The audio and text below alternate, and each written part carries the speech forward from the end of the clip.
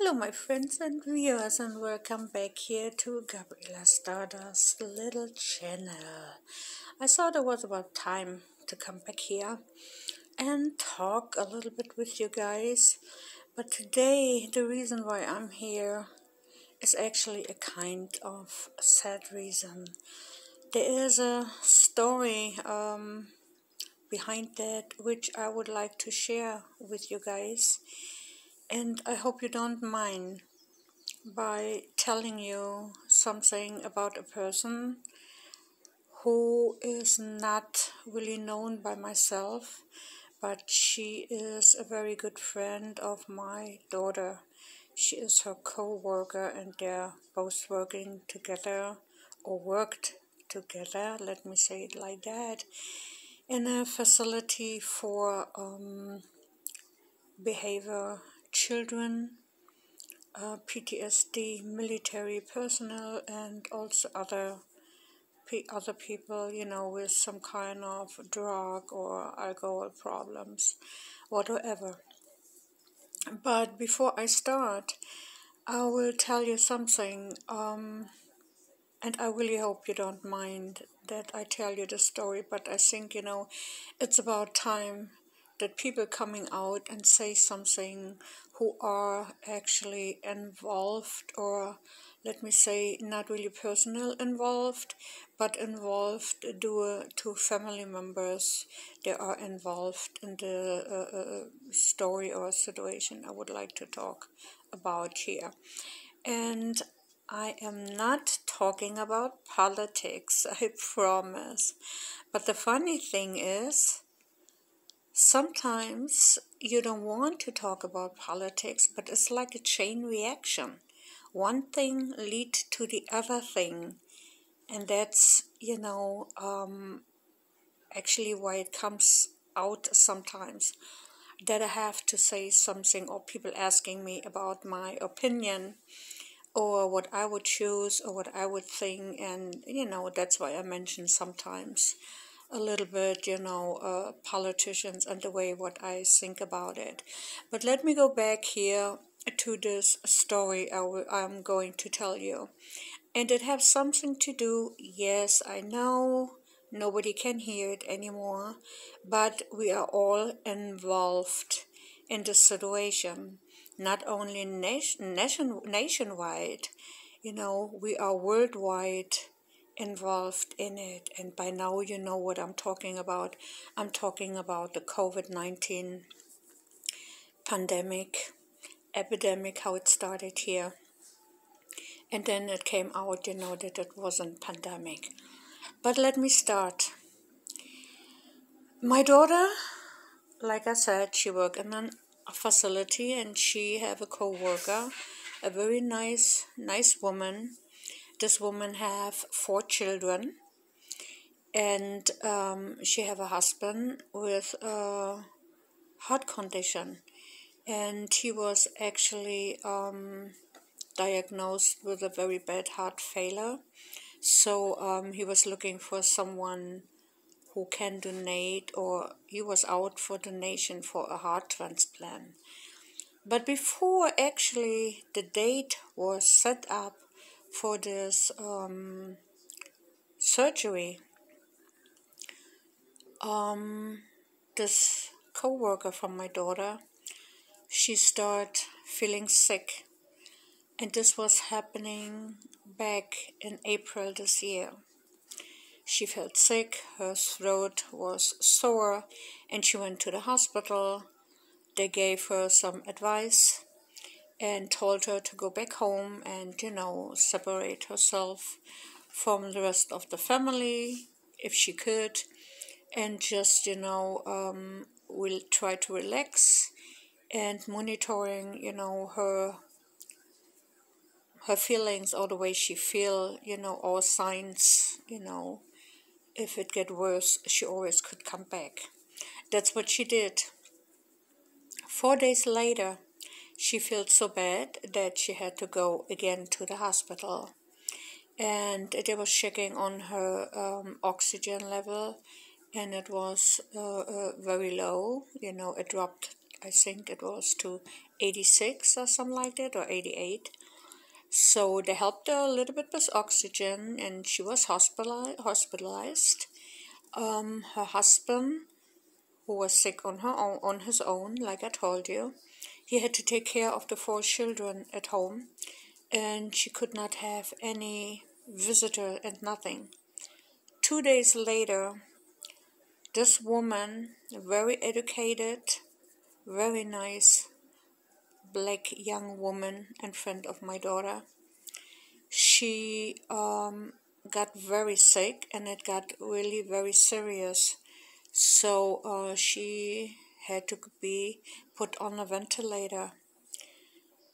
When she was put on a ventilator, before she actually was put on the ventilator, she left a notice on her cell phone, but nobody really received this notice because, the cell phone went off while she was put under anesthesia, and she was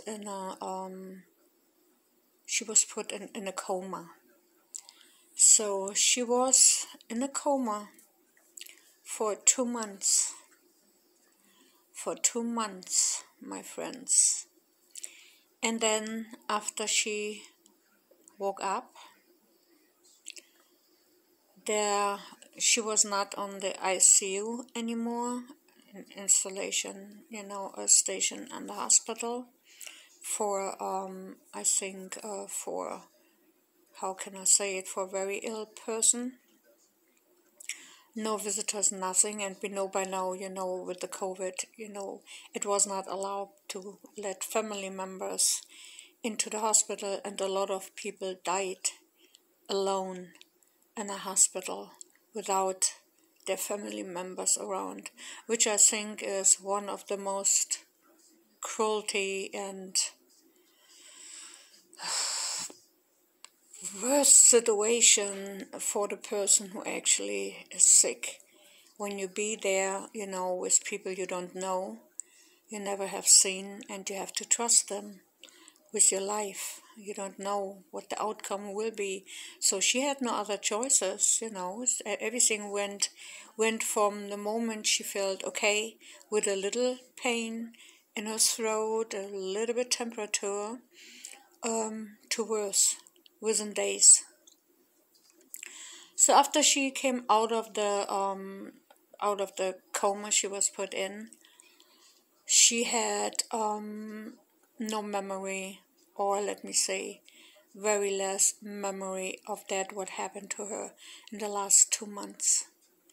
When she heard what they did, she was shocked, but she was also kind of nervous and scared to know that she was in a coma for over 6 weeks. So not only that her muscles and her whole body start weaken and stiffen up, and she lost a lot of weight and muscle weight as well. And not only that, she had from laying over this long time of period of time, she had on her back, on her lower back, an open hole in her body.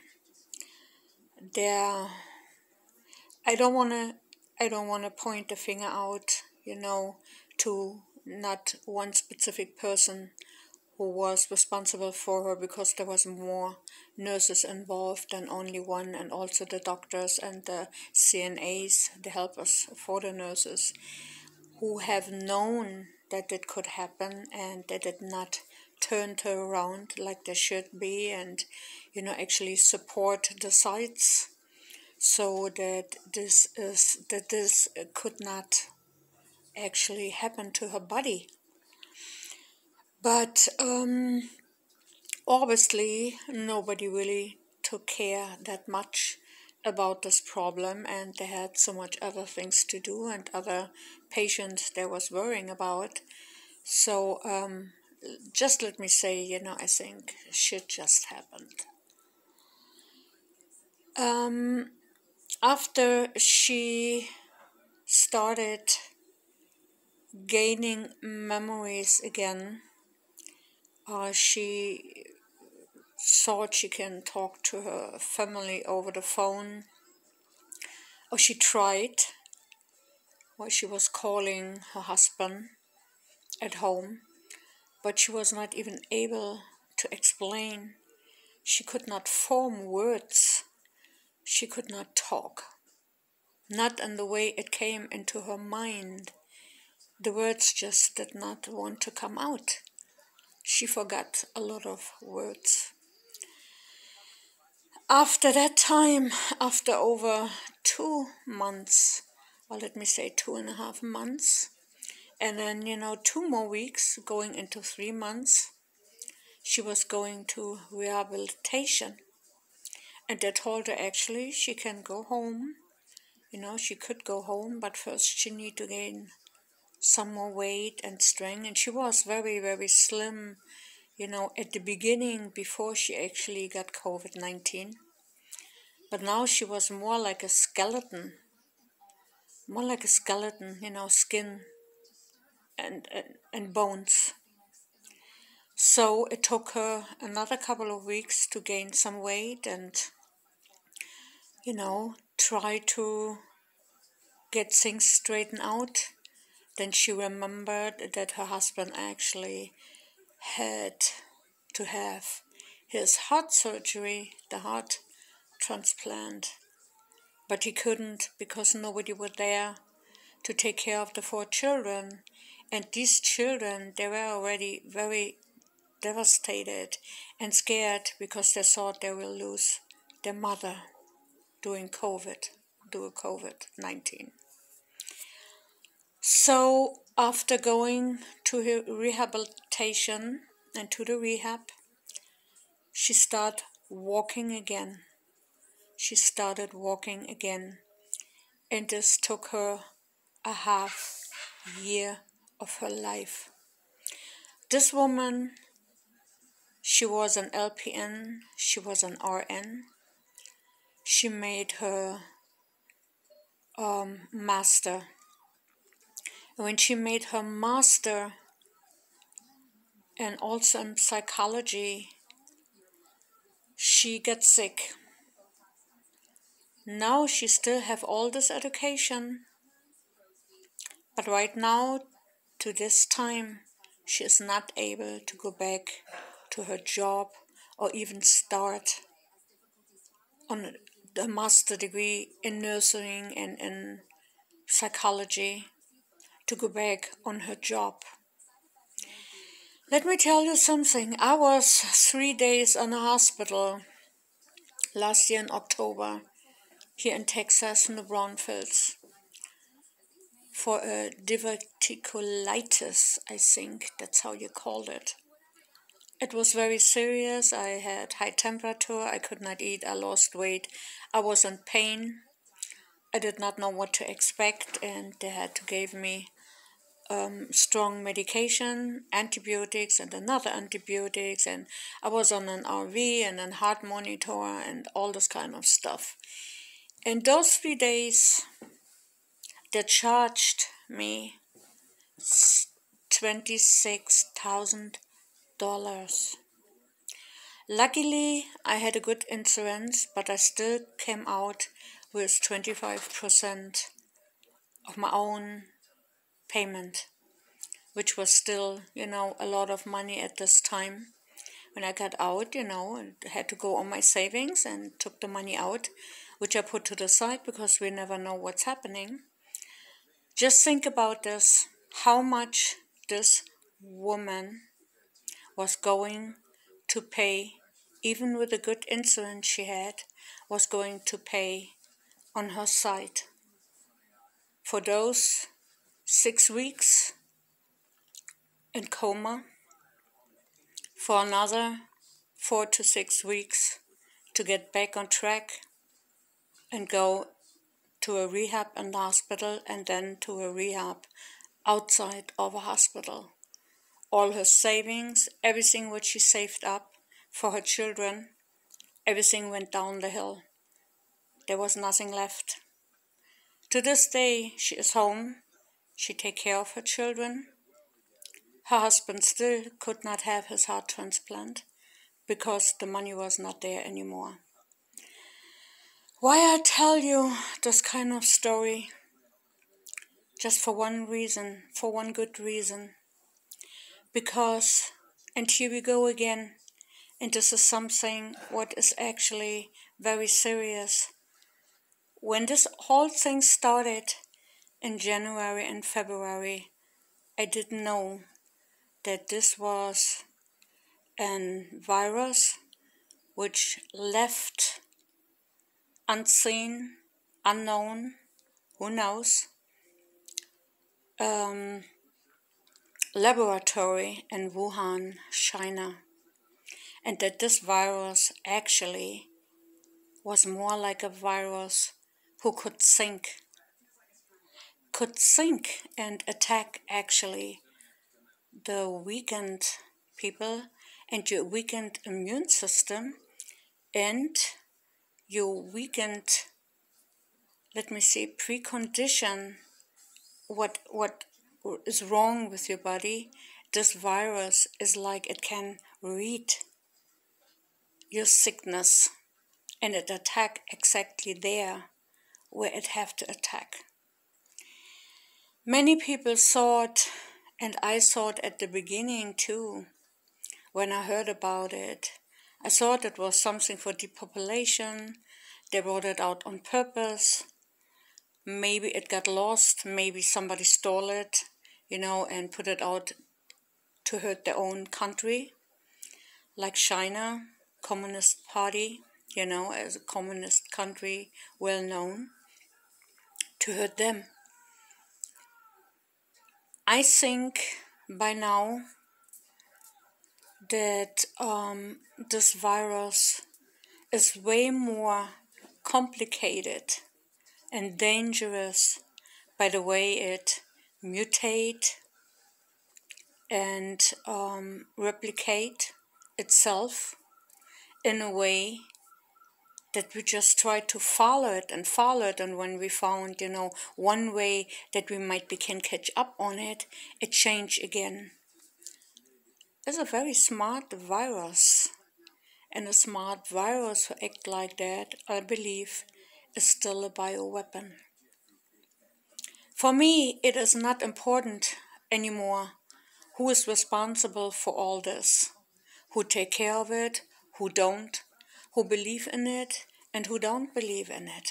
For me, it matters much more how much life it has already taken, how much family members and friends we have lost during the time we have to deal with this COVID-19 virus. For myself, I have put myself over 3 months in isolation very strongly. I was just out sometimes to go shopping, see what's going on outside, and be informed, and just, was looking and listening to the social media and to the news, but not really that much to the news. I was more interested what the doctors and the nurses have to say by being there, right there, where the people got sick and they have to help them. I have heard my children are nurses. We are in a medical field. And my children telling me things and telling me stories I mostly cannot share because of protection of those people. But this kind of story I just told you about this woman who became a very good friend of my daughter. My daughter, she was crying, she was very sad, she felt helpless, and she was very scared that she could catch it as well. And she would bring it home to her family, her child, her loved ones. And, over all those times at the beginning, we could not see each other. We've been so in isolation because we got so scared, not for ourselves, but, to hurt our family members and friends. And by now, we know that more than 10% since May of our American citizens here in the United States become sick. And it's getting scary because after people were not believing in the whole situation, and and here it is. Here we have to put, the politics to the side, but we need to come together as one nation, and we need to do what is really important. And what is important is to protect ourselves from this deadly disease. I have heard it, I have seen it, I have had it. I was lucky. My son had it. He was lucky. His wife had it. She was lucky. And the rest of my family, so far I know, not. But let me tell you something, my friends. This is not a funny sickness or illness. This is not a funny virus. Because when you think you feel good and you better after you struggle a couple of weeks with medication, with less medication, whatever you think, this virus can come back to you anytime. It is like an enemy is sitting somewhere behind the dark corner and is just waiting to get to you and to get you the way it wants to get you when you are weak and when you do not take care of yourself. This is something I was going to share with you, my friends, and to me, I have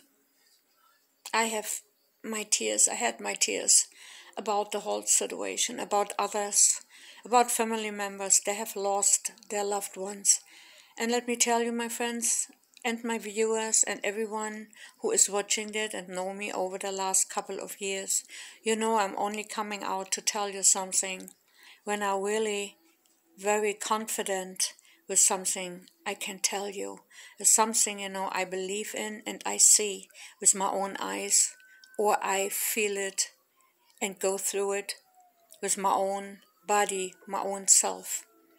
So this is not funny. And I would like to beg you, my friends, be careful. The whole situation with the mask is not a big deal, actually, because when you are home, you go outside, you're in a park, wherever you are, you don't have to wear it.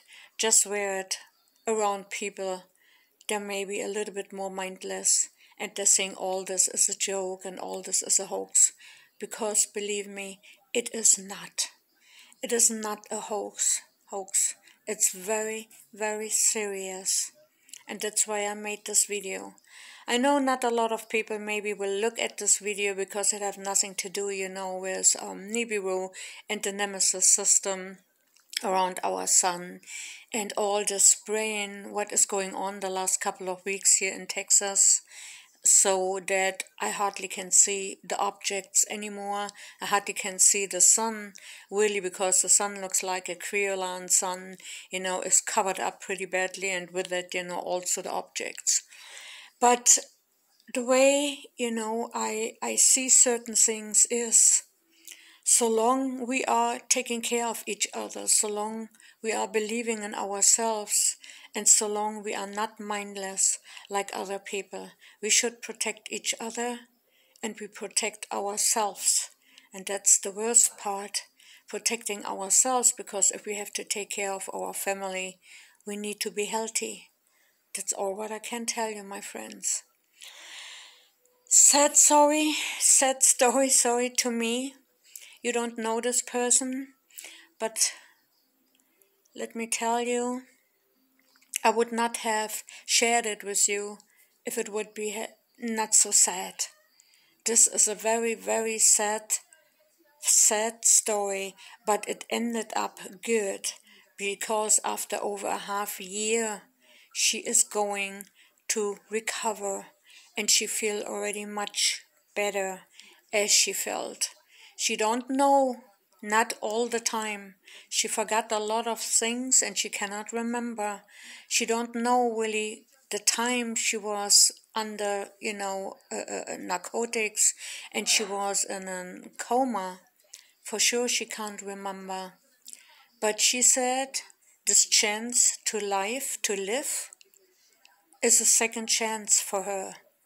And she will take the second chance by the tell. She's happy that she's still here on earth, that she can still visit her family, her friends, that she still can work when she feels better, and that she is still alive.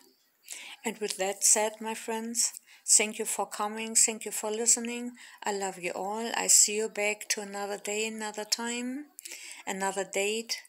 Back, hopefully, with some more videos and video clips on the Nemesis Nibiru system with our son. And till then, you all stay safe and healthy.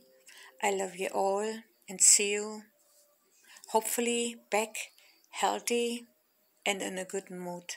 Bye bye, my friends. Bye. I love you all.